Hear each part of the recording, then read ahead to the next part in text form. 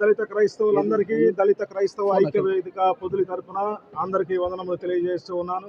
మరి ర్యాలీని జయకరంగా జరిగించడానికి సహకరించిన మీడియా మిత్రులకు, పోలీస్ శాఖ వారికి, అధికారులకు ప్రత్యేకమైన వందనములు తెలియజేస్తూ ఉన్నాం. ఈ ర్యాలీ యొక్క ముఖ్య ఉద్దేశము దళిత క్రైస్తవుల రాజ్యాంగపర హక్కులను హరించి వేస్తున్న 1950 రాష్ట్రపతి ఉత్తర్వుల్లోని పారా 3ని తొలగించాలన్నది మా యొక్క ప్రార్థన ఇంటూ ఉన్నది.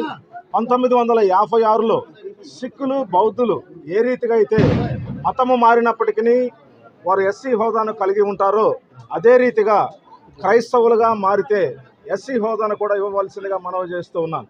ప్రత్యేక చట్టాన్ని రూపొందించి దళిత క్రైస్తవులకు, పాస్టర్లకు మరియు చర్చీలకు వాటిపై జరుగుతూ ఉన్న దాడులను అరికట్టాలని మా యొక్క ప్రార్థన ఇంటూ ఉన్నది.